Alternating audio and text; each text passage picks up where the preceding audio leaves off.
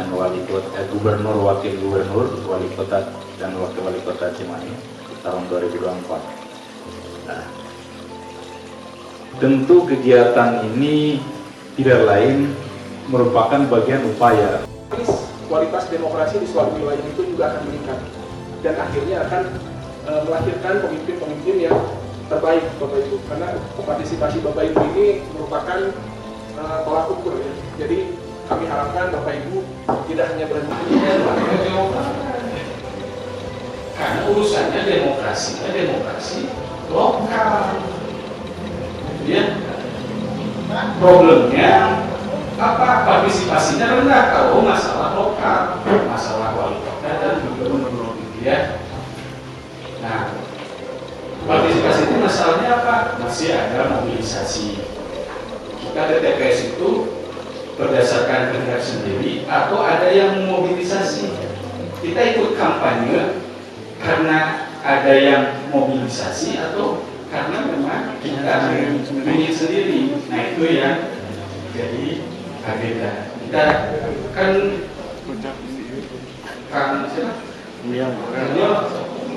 pernah ikut kampanye enggak atau yang kampanye? Apa yang pernah? Kalau saya kan generasi apa ya? Generasi Z. Ya. Saya punya pengalaman dulu kampanye. Tahu Tegalga? Tahu. Nah, biasanya orang kampanye itu pusatnya Tegalga. Kalau di Cimahi di mana? Sangkuriang kan? Pernah nggak lihat konvoy? Pernah. Pernah kan? Kepalanya di Sangkuriang, ujungnya bisa di Pengarang. Pasar Antri ya. Kemarin pilpres ada nggak yang seperti itu? Tidak ada. Ya. Sekarang sudah berubah mau ayam korpor seperti yang saya wah masih lebih bagus kan ya. Oh dulu kan beda.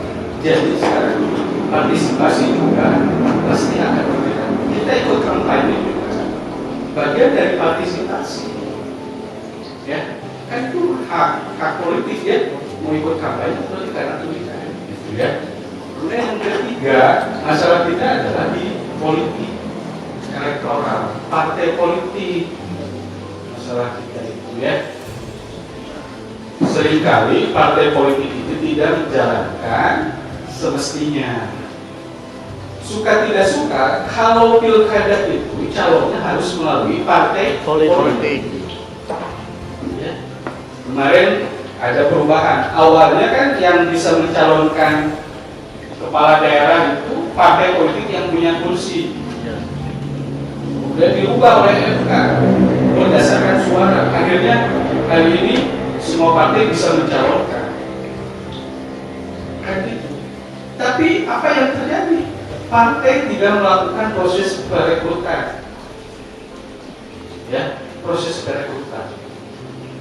Harusnya kan direkrut kader, tapi kan hari ini yang harus yang diusung oleh partai itu yang punya elektabilitas. Contohnya kemarin kan apa ya di Jakarta ya? Komeng. Kalau lihat elektabilitas, siapa yang mestinya maju calon gubernur Jakarta? Anies. Tapi kalau berdasarkan administrasi kan harus lewat partai kan? Iya. Partainya nggak mau. Itu fenomena yang menarik. Kasus Jabar. Kemarin calon gubernur Jabar yang banyak warawiri balihonya kan ada. Ya. Di Cimahi oke ya kan. Ternyata nggak bisa nyalon kan. Di ujung. Kan itu bagian dari dinamika. Tapi partai politik hari ini belum melakukan proses perekrutan yang sesuai, ya. Karena hari ini calon dari Cimahi ya, bukan melalui mekanisme perekrutannya. Dan kita berharap Cimahi ini bisa, maaf ya, ini maaf aja, menghasilkan calon yang berkualitas. Kan Cimahi ini Katrik ya? Ya, Katrik Pak. Iya kan itu harus jadi tanggung jawab kita semua ya. Mau 4 kali Maniak. kan tahun berapa ya? Tahun 2008 ya kena kasus. Hasil Pilwakot 2008 kena kasus. Hasil Pilwakot 2012 Kena lagi. Akhir. hasil Pilwakot 2018 2017 yang terakhir Ya, lagi. kena kasus. Kan gitu ya. Nah, sekarang masa Pilwakot 2024 mau mengulang lagi? Nah, itulah yang lumayan harus. Karena kan kita sudah tahu calon-calonnya ya. Ya. Nah, udah tahu kan track recordnya ya. Ya. Ada yang mantan sekda, oke. Ya. Gitu ya. Ya. Ada juga anaknya ya. Ya. Saya nggak usah sebutkan. Ya. Saya nggak bisa sebutkan. Ya. Ada juga yang transfer ya naturalisasi Ada. Ada calon naturalisasi kan? Ada. Wali kota dulu juga naturalisasi dari kota Bandung. Gak bisa nyalon di kota Bandung. Tadi terjemahannya. Pemain cabutan. Pemain cabutan. Jadi saatnya warga Cimahi harus bisa memilih calon yang berkualitas. Karena problem kita hari ini, calon berkualitas itu kan harus dihadirkan oleh partai. Nah, sementara partai sekarang ya, tidak menjalankan fungsinya. Ya, tidak menjalankan fungsi. Sekarang kan banyak bukan orang partai yang nyalon. Iya. Ya, kan dulu maaf ya, Golkar kan awalnya yang mau diusung Kang Ali, Mang Ali ya, iya, Mang Ali Hasan. Iya. Ternyata bukan kan? Padahal Mang Ali udah siap-siap. Kayaknya dia jadi DPRD sini ya, ya? Sampai turun gunung kan, mau nyalon kan dia jadi. Kalau Mang Ali pasti jadi gitu. Mang Ali mah senang, pukul dengan ibu-ibu ya. Jadi itu Mang Ali. Itu jadi itu yang kemudian problem kita hari ini. Lanjut. Nah, apa yang ingin kita harapkan dari pilkada? Jadi indikator pilkada itu berkualitas ada 3. Pertama, partisipasi. Ya, jadi kalau partisipasi pemilihnya meningkat, itu indikatornya berkualitas, hasil. Jadi kita harapkan kualitas partisipasi meningkatnya itu tidak hanya dari sisi jumlah kuantitas, tapi juga dari sisi kualitas. Ya. Kemudian yang kedua, semua tahapan pilkada berjalan dengan baik dan lancar. Jangan sampai kemudian di Cimahi, di Jabar ada yang ditunda pemungutan dan penghitungan suaranya. Ya. Karena apa? Masalah kurangnya logistik. Atau jangan sampai kemudian proses pencalonannya bermasalah sehingga berlarut-larut yang akhirnya sengketa dan mengalami penundaan. Jadi kalau kemudian pilkadanya ditunda karena ada masalah, maka itu menandakan pilkada kita tidak berkualitas. Dan ketiga, pilkada berkualitas itu ditandai dengan penyelenggaranya yang punya integritas, profesional, ya, dan juga mandiri. Nah, apa yang menjadi tujuan kita dari pilkada ini? Kan ingin Cimahi masyarakatnya sejahtera, kan gitu ya, Tertata. maju. Jabar juga sejahtera. Itu kan tujuan pilkada. Jadi kalau pilkada belum menghasilkan pemerintahan yang mensejahterakan, memajukan kota dan provinsi, maka hasil pilkada itu harus dipertanyakan. Ya. Jadi inti dari pilkada itu bagaimana warga Cimahi, warga Jawa Barat bisa sejahtera, kota Cimahi, provinsi Jawa Barat bisa maju. Itu orientasinya. Jadi kalau kemudian bermasalah, berarti ada yang salah dari beliau? Ada. Ya.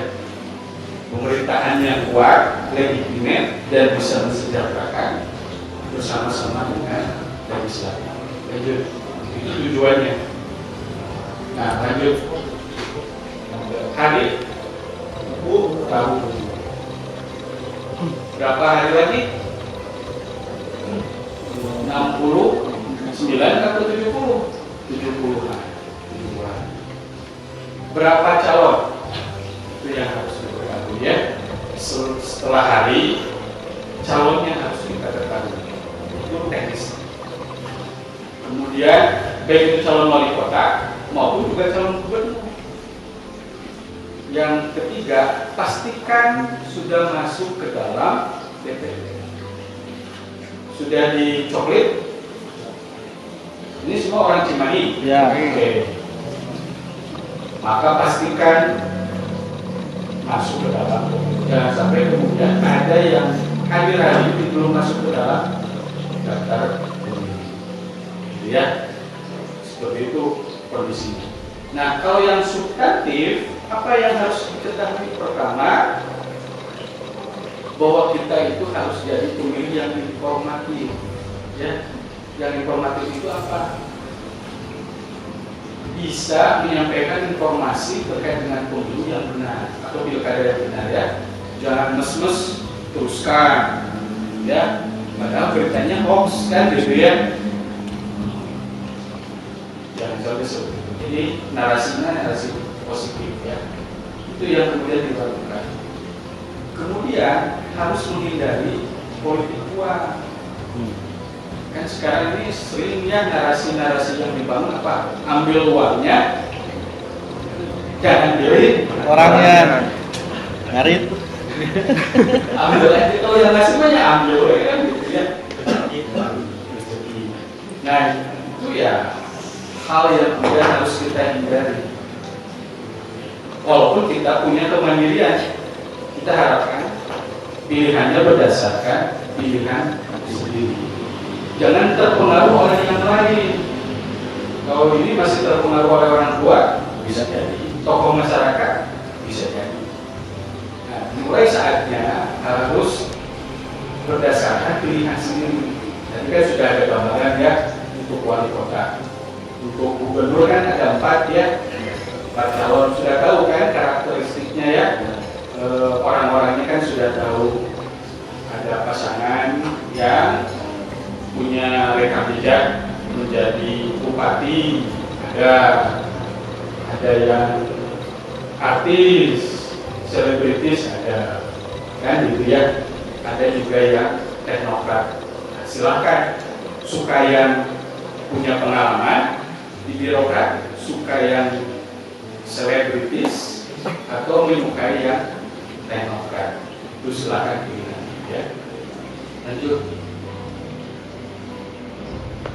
Nah, jadi biasanya mekanisme yang diselenggarakan oleh negara, oleh pemerintah untuk memilih pemimpin, khususnya adalah di ranah eksekutif. Yaitu kalau di Pilwalkot berarti wali kota, kalau di Pilgub berarti di gubernur, kalau Pilpres berarti di tingkat nasional di pemilihan presiden. Nah, oleh sebab itu, kenapa harus ada pemilu? Karena pemilu itu adalah salah satu bagian yang harus dijalankan oleh negara Republik Indonesia karena kita berasaskan demokrasi. Bukan demokrasi. Makanya dengan demokrasi itu berarti kita memilihnya secara langsung, bukan kayak dulu perwakilan. Jadi dulu sempat kan presiden itu dipilih oleh MPR, sekarang itu sudah secara langsung. Nah, ada batasan yang mempunyai hak pilih. Batasan yang mempunyai hak pilih itu adalah ada batasan-batasannya. Satu, yang sudah dewasa yaitu sudah memiliki KTP, atau yang sudah pernah menikah. Kalau umurnya di bawah 17 tahun tapi dia sudah berkeluarga, sudah menikah, dia punya hak pilih. Nah, hak itu adalah eksklusif. Yang namanya hak itu adalah eksklusif. Eksklusif untuk siapa? Untuk teman-teman sebagai apa? Anak bangsa. Jadi ibaratkan hak eksklusif itu untuk memilih dan dipilih itu betul-betul dapat dipergunakan dengan semestinya, dan dengan yang tadi, pemilih yang harus bisa menjadi pemilih yang informatif.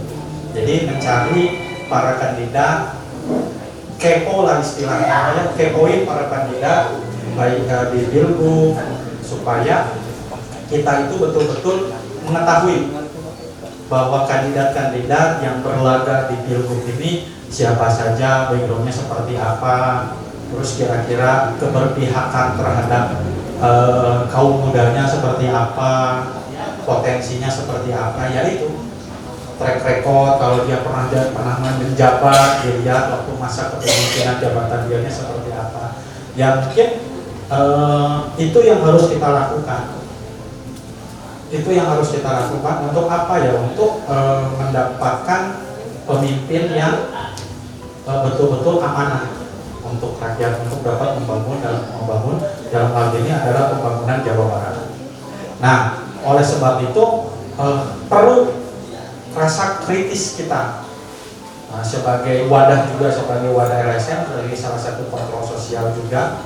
Nah, kita juga perlu juga kritis apa yang mengkritisi terkait mungkin pemilihan, terkait nanti sosialisasi, terkait nanti pelaksanaan, mungkin juga ada tindakan-tindakan kecurangan seperti apa. Kita boleh mengkritisi, melihat, memberikan masukan gitu, tapi tentu dengan cara-cara yang baik, yang diatur oleh peraturan perundang-undangan.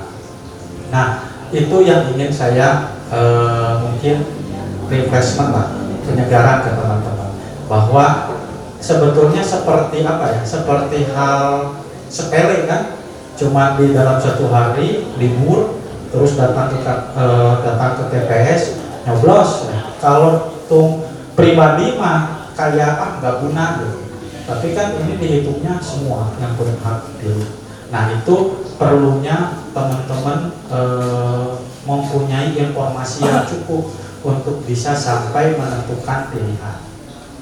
Teman-teman sudah punya hak pilih, tinggal nanti dicek sudah terdaftar atau belum. Tantangan terbesar sih setelah kita coba diskusi ya dan telusuri ke terutama kader kita adalah tantangan terbesarnya itu memang kayak yang tadi disampaikan, salah satunya itu memilih para kandidat. Karena kan akhirnya di sini kayak kemarin Pilpres gitu ya, kayak kemarin Pilpres ada beberapa kertas suara. Nah, itu akhirnya yang menjadi membingungkan karena awalnya tadinya tuh dikira itu satu-satu dulu. Jadi Pilgub dulu, beres Pilgub baru bersalang langsung ke Pilwalkot. Tapi kan ternyata betul-betul serentak gitu. Nah, terutama adalah dari segi sosialisasi karena akhirnya terpecah konsentrasinya gitu. Terpecah konsentrasinya dari sosialisasi Pilgub dan Pilwalkot. Khususnya kayak untuk di Kota Cimahi, kebetulan saya domisili Cimahi dan acara ini juga tuan rumahnya adalah DPC Cimahi. Kayak sosialisasi Pilgub itu terutama dari kandidat tidak muncul karena akhirnya oleh para kandidat-kandidat Pilwalkot yang akhirnya menguasai di kota itu gitu. Akhirnya tidak beda kayak waktu sebelumnya itu Pilgub yang lebih rame daripada Pilwalkotnya. Sekarang Pilwalkotnya yang mendominasi lah, yang mendominasi dan juga yang tadi akhirnya ketika pemilih sudah suka terhadap calon dari kota, ternyata di Pilgubnya akan berbeda walaupun ternyata para koalisi partainya juga berbeda. Jadi dinamikanya di situ sih, Kang. Ya. Baik, Bapak, pertanyaan yang kedua, bagaimana harapan Bapak atas terselenggaranya sosialisasi pilkada pada hari ini, Pak, pada kali ini? Harapannya ya? Ya, harapan Bapak. Harapan saya sih sebetulnya kayak sosialisasi seperti ini oleh KPU bisa terus dilanjutkan, ditingkatkan lagi karena ini memang sangat membantu untuk apa? Untuk terutama di kalangan kami, di kalangan organisasi komunitas akhirnya mempunyai bahan untuk mentransfer lagi informasi apa yang kita dapat itu terhadap masyarakat ya minimal di keluarga dan di lingkungan, karena memang tidak semuanya melek informasi, melek berita gitu, tapi yang diharapkan kan partisipasi pemilih itu terus meningkat gitu kan setiap daripada pilkada ke pilkada. Makanya dengan ada acara sosialisasi pendidikan Pilgub ini kepada kami sebagai lembaga sosial kemasyarakatan ya cukup bersyukur ya, karena jadinya kita punya cukup bahan untuk meneruskan informasi ini terhadap lingkungan kita, lingkungan rumah, atau mungkin masyarakat secara umumnya khususnya di Kota Cimahi gitu. Yang terakhir Bapak, apa pesan Bapak untuk masyarakat atas menyambut Pilkada 2024 ini Pak? Ya, pesannya sih saya harapkan adalah masyarakat bisa menjadi masyarakat yang cerdas, adalah seperti yang tadi pemateri sampaikan ya, kita sudah tidak boleh lagi hanya antipati gitu ya, tidak mau karena tidak kenal atau apa ya. Sebaiknya masyarakat itu harus menjadi pemilih yang cerdas, yaitu yang informatif, yang mau mencari informasi para kandidat yang sedang bertarung di dalam Pilgub dalam hal ini. Nah, karena apa? Karena mau tidak mau di negara demokrasi itu adalah pilkada ini adalah jalan menuju kekuasaan, dalam hal ini gubernur ya di ranah eksekutif. Nah, kalau kita masyarakat sebagai pemilih antipati dan tidak mau tahu, ya akan sangat disayangkan. Mungkin yang akan duduk di dalam pimpinan tertinggi di Jawa Barat ini atau gubernur ini ya akhirnya dikuasai oleh orang-orang tertentu yang memang secara track recordnya tidak bagus gitu. Jadi harapannya sih masyarakat pada umumnya di Jawa Barat ini dapat menggali informasi para kandidat, kira-kira kandidat mana yang memang bisa membawa aspirasi masyarakat Jawa Barat khususnya. Itu Kang. Ini Pak. Ya, tantangan terbesar Pilkada 2024 itu kan keserentakannya ini. Dan ini baru kita menjalankan keserentakan Pilkada, yaitu memilih gubernur dan memilih bupati wali kota di 27. Yang tentunya akan menimbulkan problem ketersediaan logistik, ketepatan logistik, dan kecermatan logistik. Jangan sampai kemudian terjadi masalah kekurangan. Itu problem yang pertama. Yang kedua, itu partisipasi pemilih. Karena kalau pilkada sebelumnya itu kan pilpres dulu, pilkada dulu maksudnya, baru pilpres. Jadi puncaknya orang di pilpres itu memilih, gitu ya. Nah sekarang kan dibalik, orang sudah pilpres dulu, orang sudah milih presiden. Puncak dari proses pemilihan itu kan memilih presiden, kemudian selanjutnya memilih kepala daerah.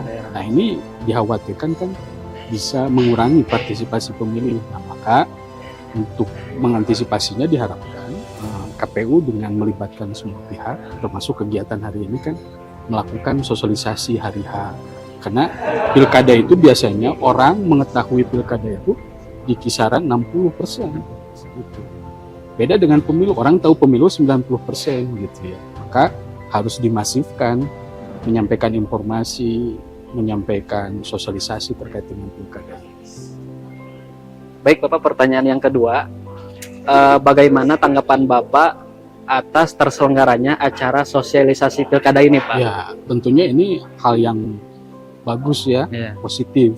Karena semakin banyak orang dilibatkan dalam proses sosialisasi, maka itu informasi bisa tersebar sehingga orang banyak yang mengetahui terkait dengan pilkada. Jangan sampai kemudian kan setelah pilpres ini orang tidak tahu pilkada. Maka dengan acara sosialisasi ini diharapkan makin banyak orang yang akan mengetahui terkait dengan pilkada nanti.